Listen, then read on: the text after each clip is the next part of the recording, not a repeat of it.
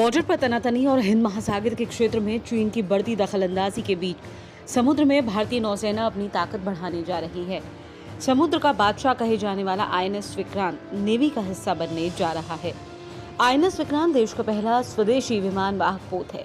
इसे 2 सितंबर को औपचारिक तौर पर भारतीय नौसेना में शामिल किया जाएगा। इसके बाद दुश्मन देश चीन और पाकिस्तान को भारत से पंगा लेने से पहले 100 बार सोचना होगा। प्रधानमंत्री नरेंद्र मोदी खुद आईएनएस विक्रांत नेवी को सौंपने वाले हैं। पिछले 21 अगस्त से पहले इस विमान वाहक पोत के कई सफल ट्रायल समुद्र में किए जा चुके हैं। नौसेना द्वारा कमान संभालने के बाद इसका एविएशन ट्रायल किया जाएगा।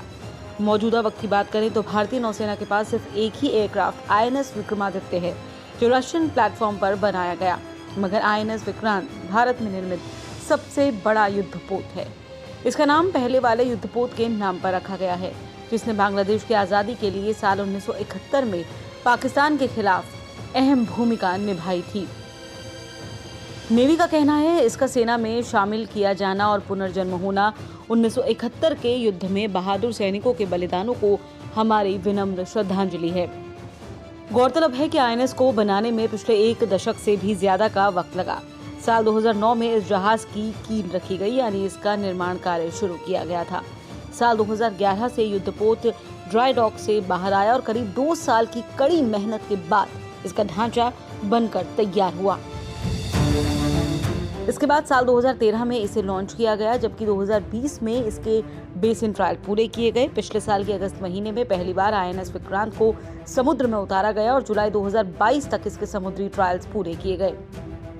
आईएनएस विक्रांत को सेना में शामिल किए जाने की जरूरत इसलिए भी महसूस हुई क्योंकि साल 1999 में पाकिस्तान से कारगिल युद्ध के बाद भारत को लगा कि नौसेना को और ताकतवर बनाना होगा। साल 2002 में तत्कालीन प्रधानमंत्री अटल बिहारी वाजपेयी के नेतृत्व वाली कैबिनेट में युद्धपोत के निर्माण को मंजूरी दी गई। फिर 7 साल बाद 2009 में जहाज के निर्माण की कील रखी गई।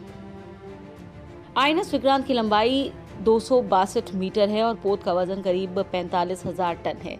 इस पोत की ऊंचाई करीब 59 मीटर यानी 15 मंजिल इमारत के बराबर है। अगर इसकी चौड़ाई की बात करें तो ये 62 मीटर चौड़ा है। इस युद्धपोत में 88 मेगावाट बिजली की 4 गैस टरबाइन्स लगी हैं और इसकी अधिकतम स्पीड 28 नॉटिकल माइल्स है। आईएनएस विक्रांत को खास तरीके से डिजाइन किया गया है ताकि कम एरिया में एयरक्राफ्ट के टेक ऑफ और लैंडिंग की जा सके। इस युद्धपोत में आगे का हिस्सा ज्यादा उठा हुआ है, जिसे STOBAR यानी short take off but on state landing design कहते हैं। और इसका फायदा यह है कि एयरक्राफ्ट कम जगह में आसानी से टेक ऑफ और लैंड कर लेता है। सुरक्षा के खास इंतजाम किए गए हैं ताकि दुश्मनों का सामना किया जा सके। आईएनएस विक्रांत में 32 मीडियम रेंज की सरफेस टू एयर मिसाइल होंगी। ये AK-630 रोटरी कैनन से लैस होगा। इसके अलावा Indian anti missile naval decoy system से लैस होगा, जो लेजर गाइडेड मिसाइल्स को टारगेट से डाइवर्ट कर देता है। यानी भारतीय नौसेना को समुद्र में मात देना अब लगभग नामुमकिन ही माना जाएगा। बहरहाल हमारे इस वीडियो को लेकर आपकी क्या राय है, कमेंट सेक्शन में हमें लिखकर जरूर बताएं। साथ ही देश और दुनिया की तमाम बड़ी खबरों के लिए सब्सक्राइब कीजिए आज तक। इस समय पूरी दुनिया में लोग कंफ्यूज्ड हैं।